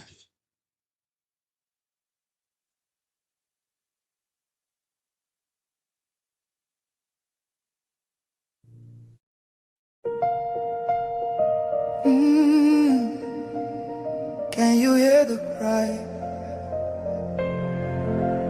from the broken land, from the wounded hearts? Nigeria, they bleed, people they cry, tears for the ground. Nobody asks why. Over 7,000 souls don't fall every single day. We still there call. Churches burning, hope fading fast. Since 2009, the pain don't last. 50,000, maybe more. Heaven they count every single soul. Children without home tonight, mothers praying through the night, fathers lost no strength to fight. Who go stand for what is right? Oh, stand for love, stand for life. Be the answer in this time. You can have to wipe their tears, you can calm their fears. Give a hand, don't turn away. Be the light in darkest day. Every little you provide keeps a soul alive.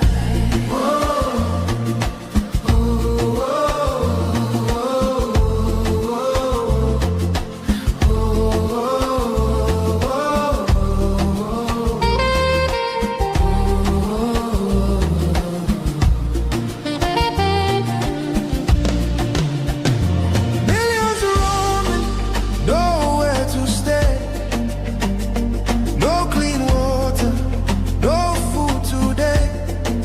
Kidnapped voices crying in chains, silent echoes filled with pain.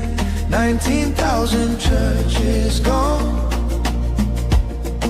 but faith still rising, Holding on, in the ashes. Hope remains, love can heal the deepest pains. shelter broken, dreams erased. Hungry hearts we can embrace. Let compassion take its place. Now's the time to show His grace. Stand for love, stand for life. Be the answer in this time. You can help to wipe their tears. You can calm their fears. Give a hand, don't turn away. Be the light in darkest day. Every little you provide keeps a soul alive. Food, water, shelter, hope. You can be the miracle they pray for. You can change a life today. No matter how small it seems, your love can rebuild their dreams. Together we can make a way. Keeps us all alive.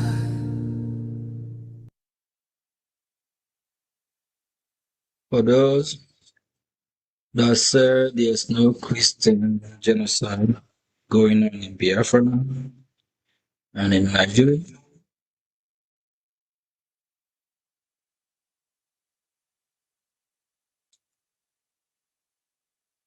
So are they saying what they are hearing on the news and both those that have been on the ground are not speaking the truth?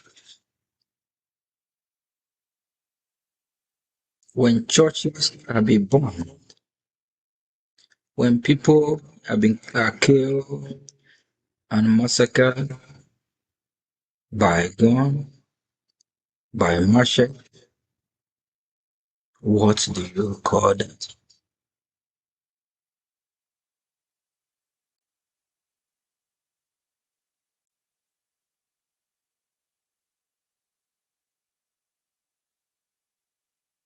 Over 19,000 churches have been bombed. And as these evil people that are saying there is nothing like Christianity themselves, ask them how many mosques have been raised or born to them. They will not be able to answer you this question because they are so evil, because they have sold their soul to the devil. It's high time we get our freedom. It's high time we get our freedom. If we folded our hand, waiting until America will come and free us, that will not happen. They will only support our efforts,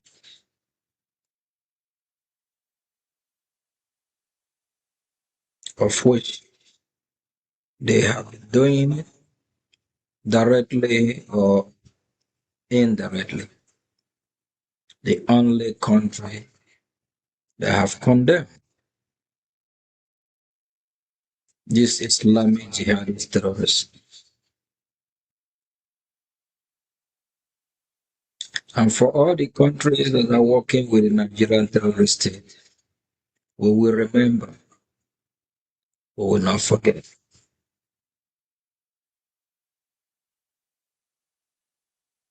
We will not forget. Just the same way we remember what the failed Britain did to the Biafran people. How they massacred Biafra, how they collude with Nigeria,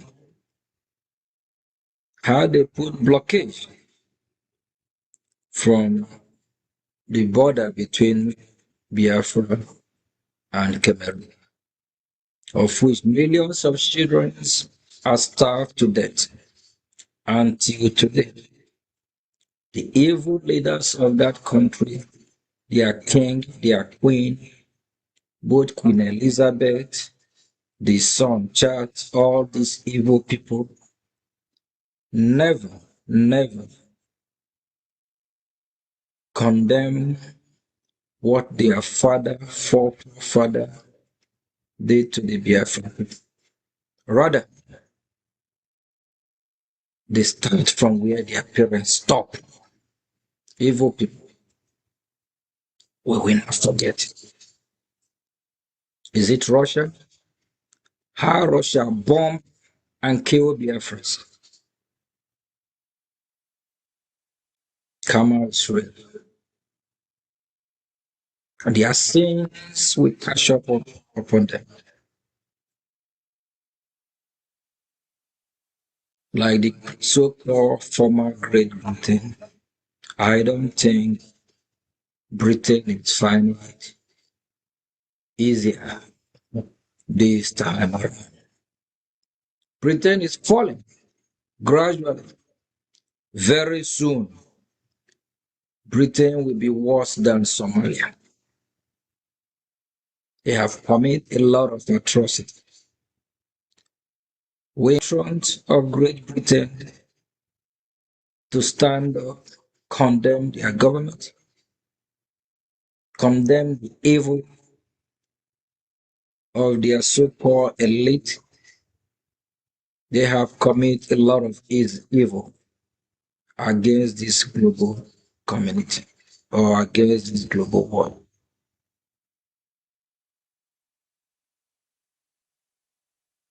Russia is actually Russia and Ukraine. Russia and Ukraine bomb the people of Biafra for more than 4 years now, or almost 4 years now. Russia and Ukraine, they are there killing themselves. We pray that war will stop. No one deserves to die. There's a lot of innocent Russian citizens and Ukraine citizens that don't know what I'm talking about now. They don't know what their government have done. Millions of them are innocent.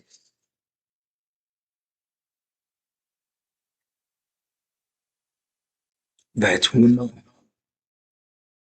If it is the evil that they have committed against the Biafran people and the whole world, that is why they are killing themselves.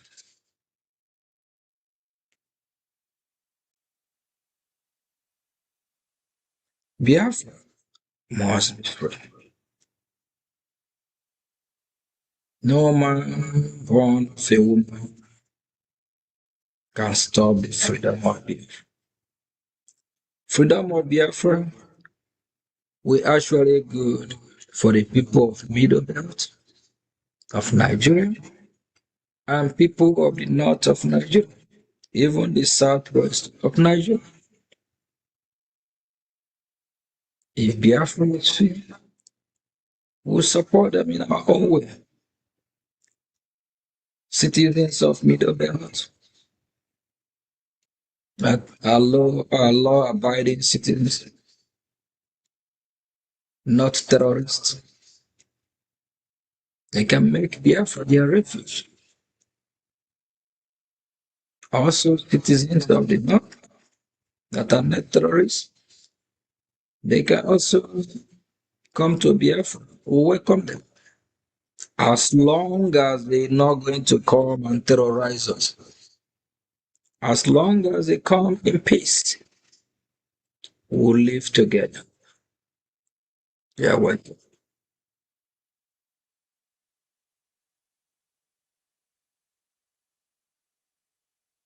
Biafra freedom will also be good for the West Africa and entire Africa.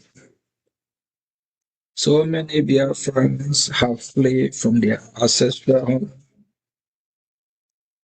because of poverty, because of what Nigerian terrorist state government have done to Biafran people. They try to make Biafra land uninhabitable, like the so-called king or queen that live in South Africa, and South Africa are saying they don't need no king in their land. Maybe that king will relocate back to Biafra land and king over his people there. Is he the one in Ghana? Freedom of Biafra.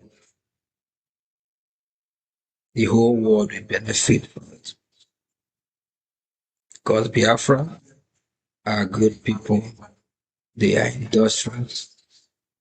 If Biafra land is stable, a lot of countries from Africa and across the world will benefit from the land of Biafra. Thank you very much. Tomorrow, please continue watching the voice of Biafra. Our voice have been silenced for so long. Our voice have been silenced for so long.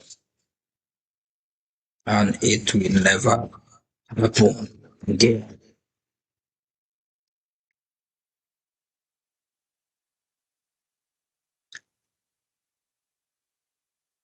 We must hold the evil saboteurs accountable.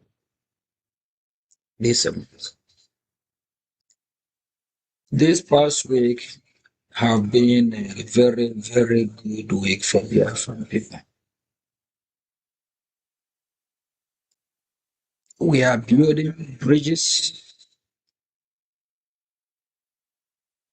making our voice heard in corridor of Washington. We have good meeting this week with top U.S. officials.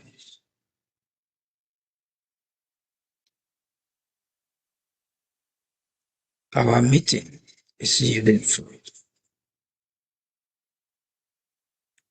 Years ago, Washington don't want to hear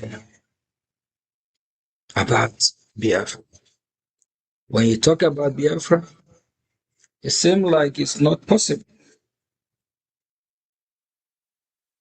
Years ago, the Nigerian terrorist state have sent some paid pastors, reverends, to lie to Washington that what is happening in Nigeria is just farmers' headers clashed. They lie that there's no genocide going on. But thank God that Biafra Republic government in exile have turned the table around today. So everything that will be saying, the terrorist state of Nigeria have validated it because they intensify on the killing of Christians. Now in Washington, before you say one or two, Washington, D.C., we ask you again, what are you saying? They want to hear more and know more. Nigerian terrorist state is actually making the job easy. Why you think that after United States of America, led by President Trump, warned Nigeria to stop killing Christians. Instead of Nigeria, governments treated with caution, they sponsor the terrorism. The killing have intensified more than ever before. The whole world now bear witness with Biafran people that what we have been saying is true. Please, America, help the people of Biafra to bring this disgraced terrorist state down as soon as possible. And all those that need to be held accountable, please help the Biafran people to hold them accountable. And please, why America is taking care of business in Iran, reserve some beautiful bomb, beautiful missile that will take down the terrorist state of Nigeria, that will take down the leaders, the head of the snakes, those that are sponsoring the insecurity, those that are sponsoring the terrorists. Because the government of Nigeria sponsors the terrorists. Let that beautiful strike head straight to Abuja. And let it be on a fateful day when all these evil politicians gathered, planning of where to attack again. Let the beautiful strike happen. And it must happen. Because they have killed too many innocent people. Every day, people have been massacred. Our brothers and sisters that deserve to live be massacred by this terrorist state of Nigeria. Where is United Nations? Whether UN exists, I don't know. The war between Russia and Ukraine, UN not able to do anything about it. Between Israel and Hamas, UN not able to do anything about it. In the very wash of UN, the Islamic regime of Iran are killing people worldwide through their process. Iranian regime sponsored over 90% of terrorists worldwide. In Nigeria today, there is Hezbollah in northern part of Nigeria. What is Hezbollah doing in Nigeria? Hezbollah is supposed to be in Lebanon. That is their base. What is Hezbollah doing in Nigeria? What is ISIS doing in Nigeria? Shame to the so-called evil organization of United Nations. Instead of protecting humanity, they are actually facilitating the killing of innocent human beings.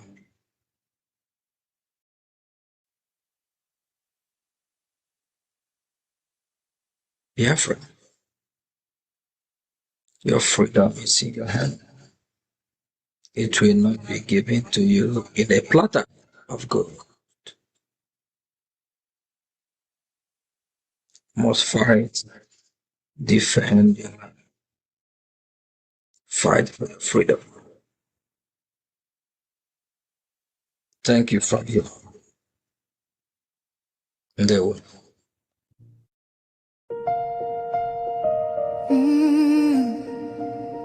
Can you hear the cry?